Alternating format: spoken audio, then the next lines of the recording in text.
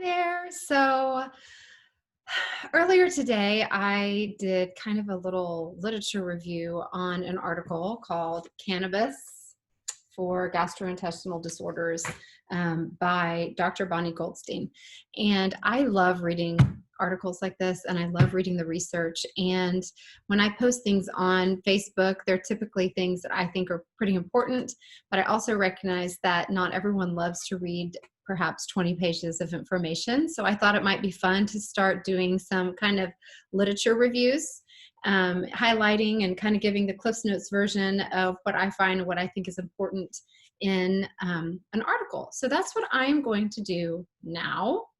So I thought I'd polish it up a little bit. Facebook was a little bit stuttered and me just getting so excited about GI issues because I have Crohn's disease, as I've said many times.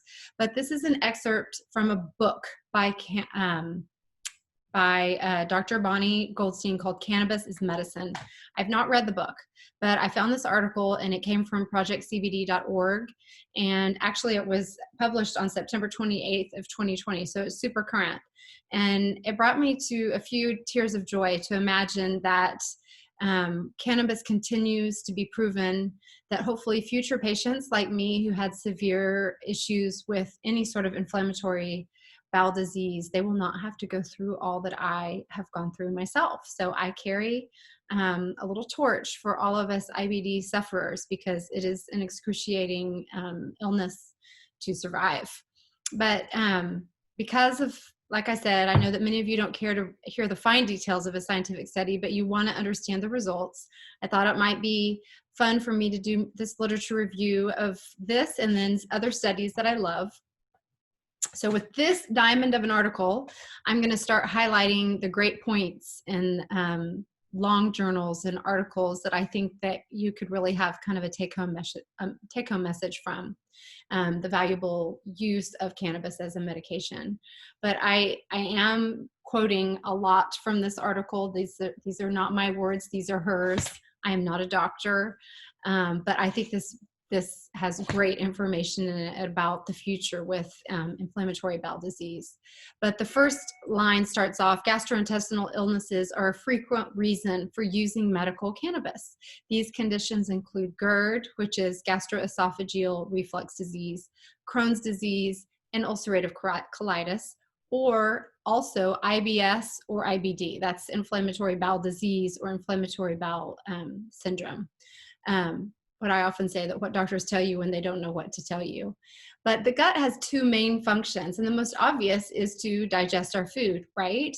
But one you may not realize is that it plays defense to protecting us from foreign invaders like bacteria and viruses. For instance, if you eat at a buffet, and someone sneezes all over the food, right, you're going to get some sort of virus or bacteria in your food. You're welcome for that great thought. But the gut is responsible for keeping those germs at bay. So it's full of acids. It's full of lots of things. It's a different kind of skin that protects our bodies when things get past the nasal passages and get past the throat and enter our bodies. But to this point, medications that I have taken in the past have a specific enteric coating. You might read that on the side of your medication bottle. And what that means is that it protects the gut from either the damage of the pill that it could cause to the stomach lining, or it protects the pill from dissolving in your gut when the pill is actually designed to dissolve further down your system. So I have Crohn's disease, and in the 90s, all of the 90s, when they were trying to treat me, when we only had pills, nothing worked for me because they were designed to release in the colon, which is the common place for Crohn's disease. But all of my stomach issues were in my stomach. And so none of that medicine was actually releasing in the stomach. So that's a little known and even less cared for fact, I guess. But the endocannabinoid system is widely distributed in the GI system. We call the endocannabinoid system ECS for short, and the ECS is a key player in keeping those two functions of digesting our food and protecting our body regulated. Homeostasis. Homeostasis means balance. That's what we're going to keep coming back to. Homeostasis, balance. Balance is homeostasis. Regulation. It's all the same thing. Our body is constantly working every second of the day to try to stay in balance, which is a true miracle in and of itself. So the ECS is working all over our body to provide this balance, and it's in every system in our body. But specifically today, we're going to be talking about balance in the gut. And the gut is from the mouth to the booty, to where it goes out. But that is a continuous line from when it enters our mouth to when it goes out of our body. That is all one, I guess, pocket that you would say, one system. But the endocannabinoid system is found in the gut's nerves and in the cells of the immune system, working to maintain homeostasis of gastric motility. Gastric motility is simply moving the food through the bowel from the top to the bottom. It's also used also in the intestinal pain signaling. We're talking about the ECS, intestinal inflammation, and the maintenance of the gut lining, just like we talked about. When your gut lining gets broken down, like mine did, that's where I had so many issues. But if your barrier gets broken down, or the lining gets broken down, it means the layers in the walls of the stomach get thin, which leads to ulcers, which could possibly lead to perforation, or which is called a hole. Basically, the acid will eat through your stomach lining. It could cause bleeding, which leads to anemia. It could cause potentially sepsis, where what's in your stomach goes out of your stomach. Or you can further invite diseases into your body by those viruses and bacteria that we eat can nestle right into those holes and those divots in our stomach and cause more issues. It's awesome. It's a great thought, I know. But this is why we want our body to fight for balance, regulating homeostasis like a system with checks and balances. It's always checking itself, and it's always working back and forth, that if it gets out of sync this way, then it's going to check itself and come back, and keeps going back and forth all day long. It's amazing. So it's always checking for proper function. But the nerves in the gut are called the enteric nervous system. We use that word, that enteric coding, but the enteric nervous system. Not trying to use big words on you, but we often call this the second brain. I know that when I was first starting my Crohn's journey in the 90s, I remember my doctors telling me back then that, they're discovering that we probably have two brains, one in the head and one in our stomach. And now that I know more, I kind of wonder if those doctors, I was at a really big research hospital, were learning about the endocannabinoid system when it was just fresh, hot off the press, when we were just learning about the entire system. But those who tend to have stress that goes through their head, like migraines, headaches, tension, things like that, that's the first brain. But then people like me, I don't really ever get headaches, but when I have stress, or when I have anxiety, or just crazy in my life, I default to stomach pain, always. I mean, I can always imagine times in my life when things start getting stressful and I just curl up in a ball because my stomach really starts to hurt. So those are the two different, quote, brains. But cannabinoid receptors, we've talked about cannabinoids before. Here we're talking about CB1 and CB2 receptors. This is not as confusing as it sounds, but these are very specific receptors in our body that we're talking about in the enteric, or the second brain, are found throughout these nerves that are found throughout the entire gut, from mouth to the bottom, like I said. And this means that all disorders for the gut are thought to be involved with the enteric nervous system, making these receptors, CB1 and CB2. That's what CBD acts on these receptors. That makes them an attractive target for treatment when illness is present, which is amazing, because for the 25, 30 years that I've had Crohn's, nobody's ever really known what caused it. That, they know they know the symptoms of it. So medications were designed to treat my symptoms, but they were never treating my problem. So when you treat the symptoms, you get out of balance because I was having medications that were treating symptoms, and then they were causing other problems. But that's really exciting that they think that by treating the endocannabinoid system, we could actually potentially be treating the illness. So we, as a irritable bowel disease family, are a mess.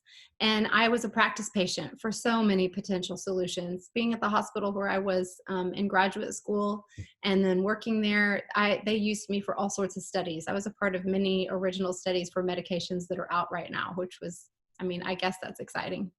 But holy Hannah, for years, they have been baffled by what causes IBS, Crohn's, colitis, and now to think that they know how to treat it by finally discovering this endocannabinoid system and the results of a malfunctioning endocannabinoid system, it just blows my mind, because I know that many of us who suffer terribly, and it's so frustrating to not have a solution or not have an answer, or worse yet, to not have any relief whatsoever by medication that you've been given.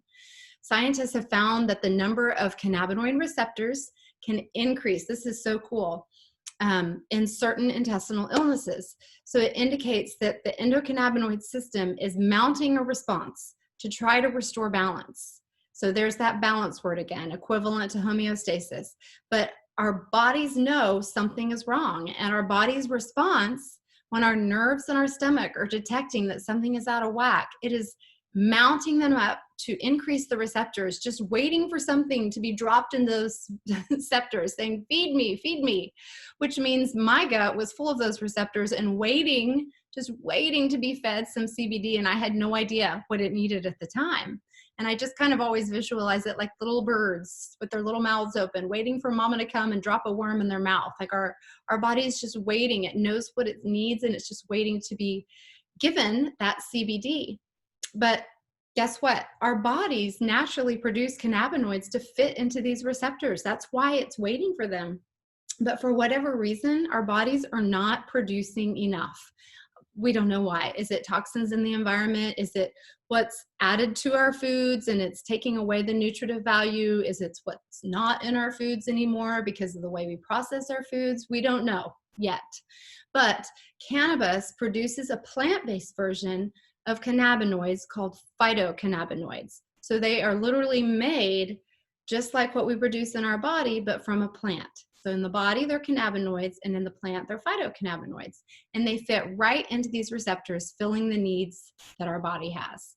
So think vitamins. We take vitamin D, even though our bodies produce vitamin D, but because some of us don't produce enough. So we take additional vitamin D to help supplement what our body's already doing. So in the same way, we should be taking CBD to help supply more CBD for what our bodies are not producing, to help it along. So something I learned, which I didn't know, is that 80% of our immune system resides in the gut, and the endocannabinoid system is all present in these immune cells, ready to be dispatched. It's ready to go, ready to fight whenever it's needed. However, if your endocannabinoid system is not working properly, it's not able to mount I keep on saying mount the patrol. It's not ready to mount the patrol. It's not ready to get that appropriate response ready for those triggers, leading to chronic intestinal symptoms. It's just so amazing how it's like a puzzle and it's all fitting together.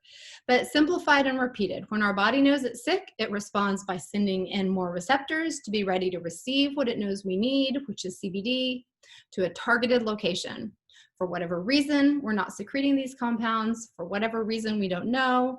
And if these compounds don't come, which they haven't been, we're left with chronic illness, which is inflammation.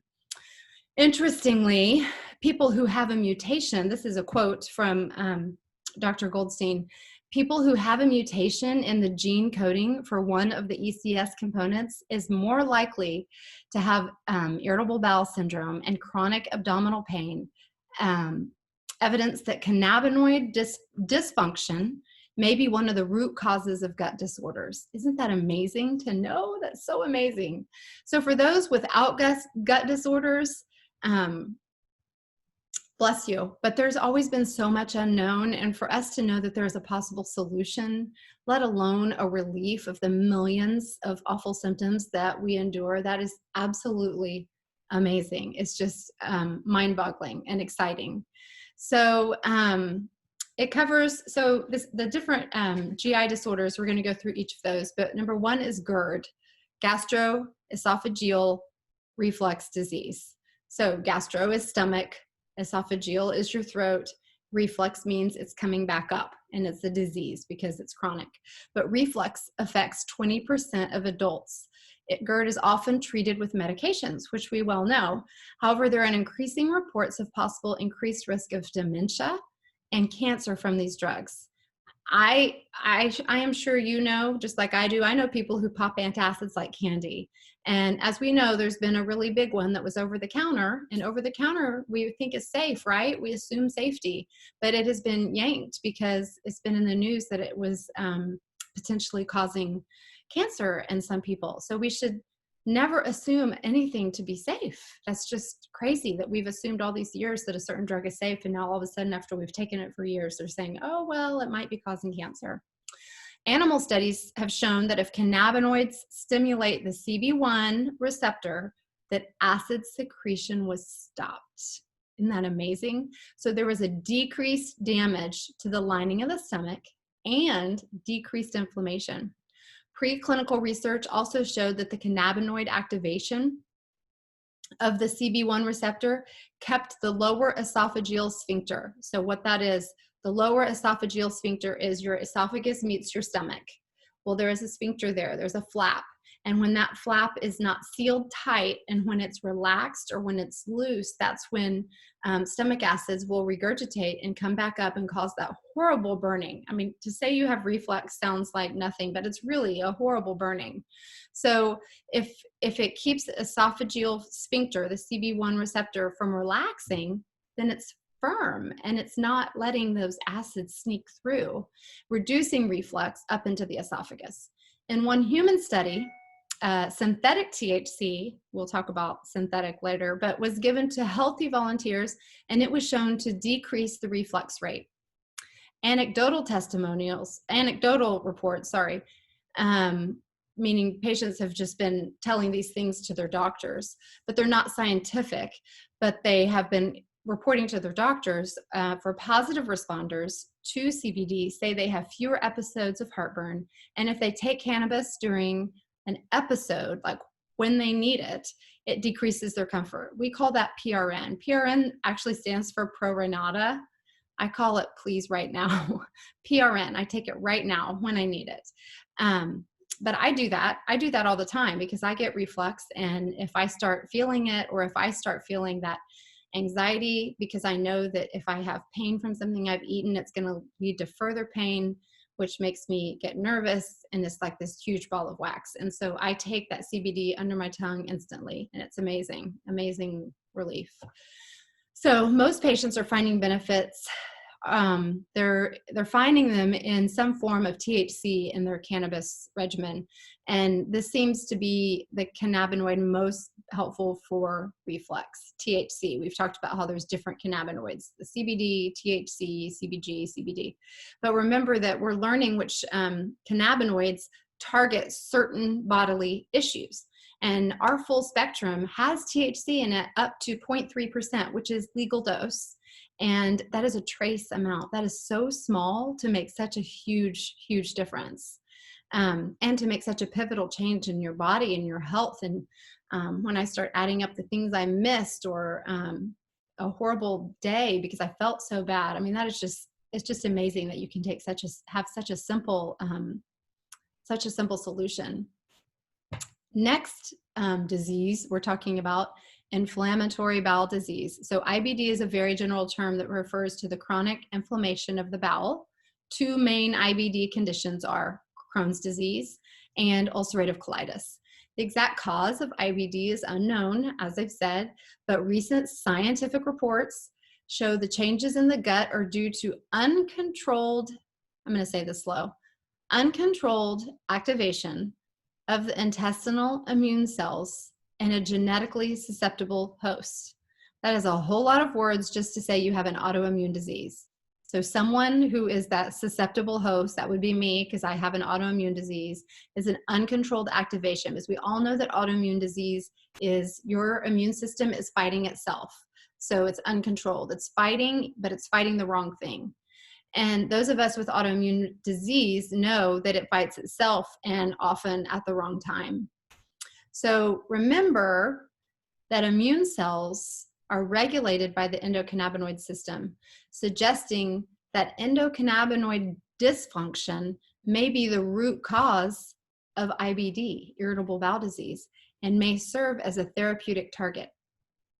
Like, wow. So if we can start studying that as a target for how we find medication and find solutions such as CBD to treat the endocannabinoid system, maybe that is the simple solution to all these tons of different variety of medications I've taken over my life, that if you can just treat it by taking CBD, amazing. So Crohn's disease can affect any part of the gut, causing inflammation, ulcers, pain, bleeding, diarrhea, vomiting, weight loss. Ulcerative colitis is also a chronic inflammatory condition, which typically affects the larger intestine, causing very similar conditions. It just affects the lower portion of our digestive tract. But according to a recent article, current therapeutic options are insufficient for a successful treatment, leading to a high rate of disability and intestinal surgery in IBD patients. What a surprise. I've been through them all. I've been through all the medications. I've taken everything there is for Crohn's disease since approximately 1997, and none of them ever treated Crohn's. They targeted my symptoms, but they did not treat my Crohn's. They tried, but it failed every single time, and they suppressed my immune system because, as we mentioned previously, that we knew it was an immune system response. But when you suppress my immune system, what did that do? It left me with no immune system. So side effects are, I mean, I had no fight. I got colds, I got viruses, I got cysts, my gums started to bleed. I got pneumonia twice. The last time I had pneumonia, when they finally took me off that medication, I was on the table with the ultrasound and a monster needle about to get a pleurocentesis. Pleurocentesis is a big name for draining the fluid off your lungs. I went through 3 months of antibiotics that didn't take that fluid off. That's a wonderful story. It was aborted on the spot for another day, but that was scary. I did not want that pleurocentesis at all. But despite all of the drugs, all of the procedures, all the time and effort that it took to find out that I had Crohn's disease, I've still had 13 abdominal surgeries. I've had 80% of my stomach removed, 18 inches of my small intestine taken out. I've had countless blood transfusions, no idea how many, probably 16 to 18 pints, regular iron infusions. And that sounds so simple for such a horrible experience. When you have iron infusions, you have to have them sometimes 2 to 3 days in a row every 6 weeks. And it got to where my veins were so bad. One day it took them 16 tries with an IV. This isn't just a little pretty butterfly needle. This is an IV, just to get an IV in me to give me my iron. It was horrible. So I started getting anxiety anytime I had to get my iron infusions. So all of that resulting from the stomach removal came sepsis. I had to have an ostomy, drugs, anxiety, depression, and the list goes on and on, because medications didn't help me. But current therapeutic options are not doing anything apart from buying time, providing minimal relief, if relief, for people who are suffering immensely, and just immensely. That's all I can say. But the activation of the CB1 and CB2 receptors in animal models of colitis reduces inflammation. In a review of 51 scientific studies on the treatment of colitis with cannabinoids, 24 cannabinoids, including THC, CBD, and CBG, were found to be effective in reducing the severity of colitis. Isn't that amazing?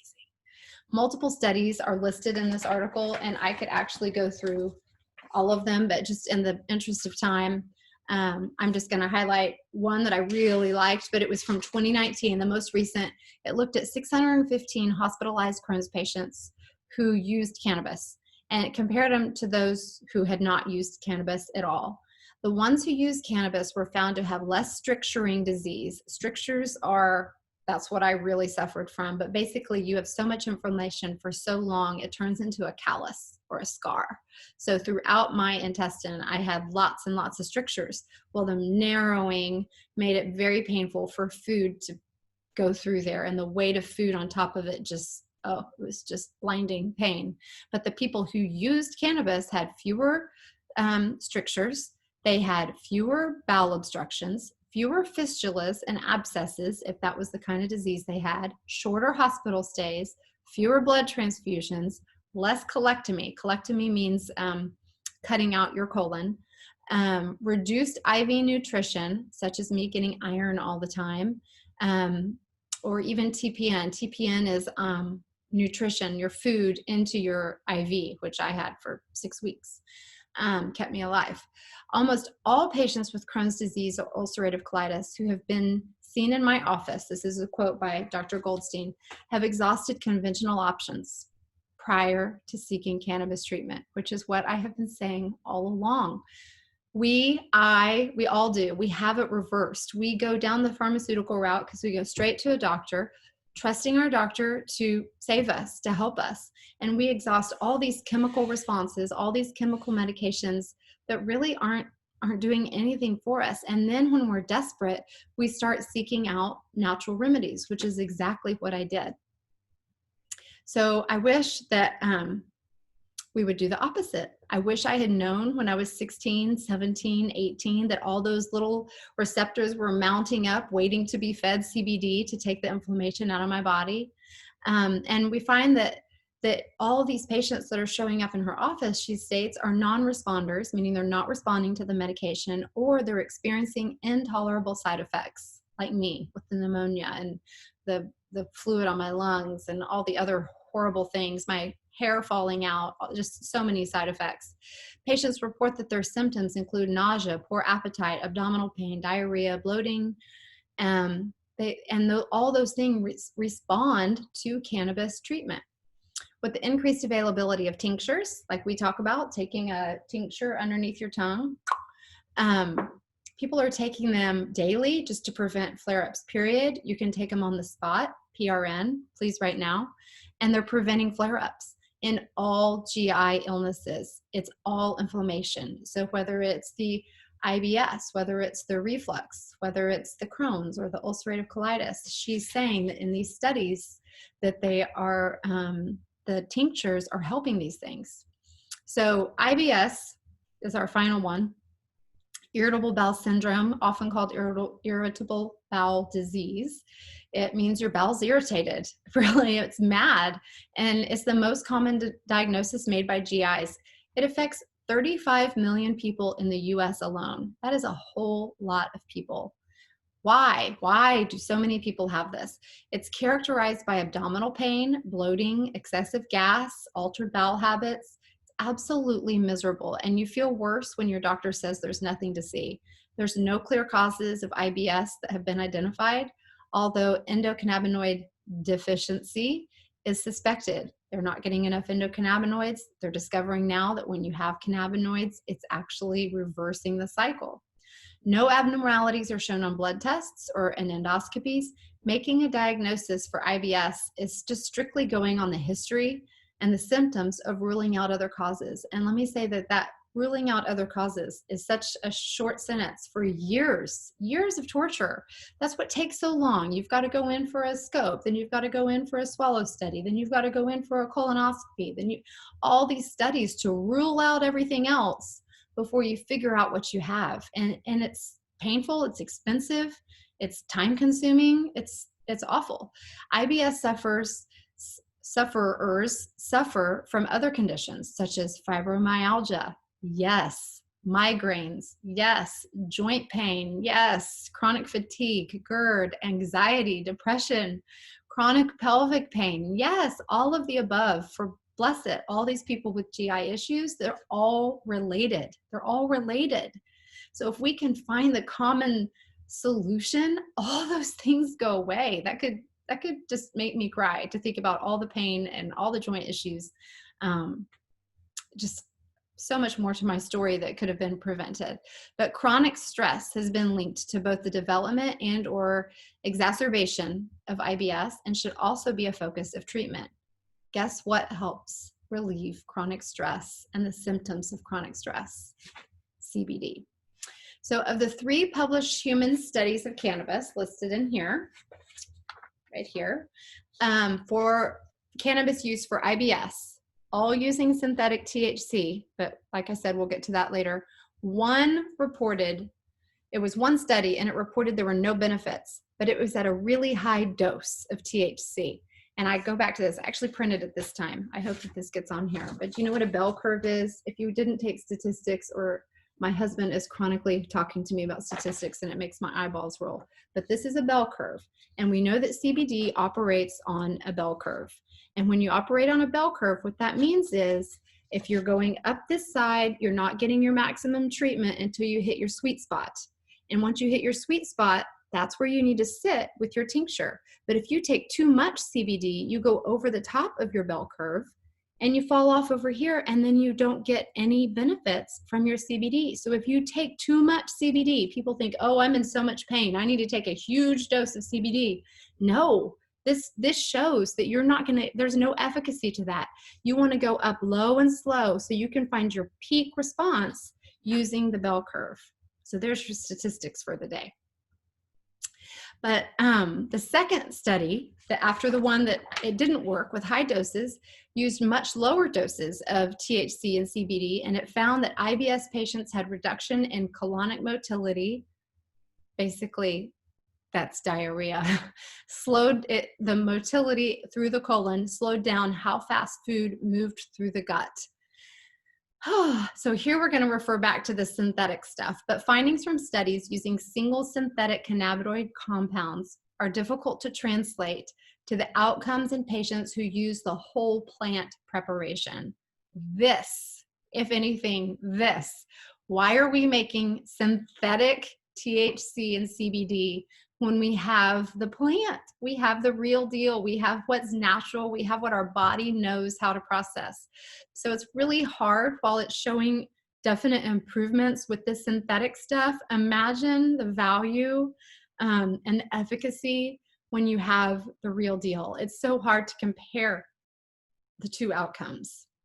So clinically, Dr. Goldstein reports that most patients state that cannabis simply calms the gut. And that is the best way I can say to describe it. If I'm starting to feel antsy and everything's starting to kind of go crazy down in my gut, if I take my CBD, it just calms my gut. I don't have any other feelings.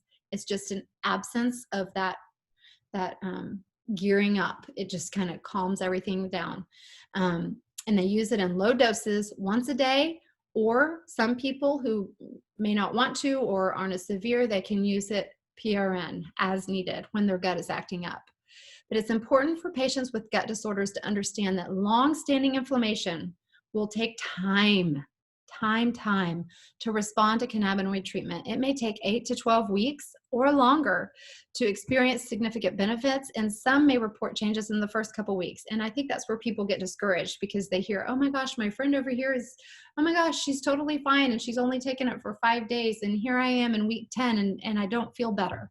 But do you know what? With any inflammatory disease, with any inflammation, it has taken you years to get to that point. So it will take some time for your body to heal itself.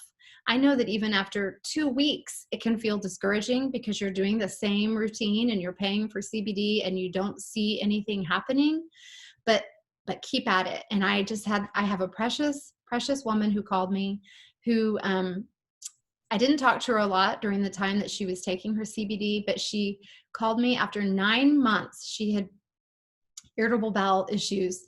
And she said, Penny, I wanted to give up, but I just remember you saying, just stick with it. So I just took it every day. And at 9 months, she said she was jumping for joy because she didn't have to run to the bathroom like she used to. It just all of a sudden clicked, and it's like her body just healed.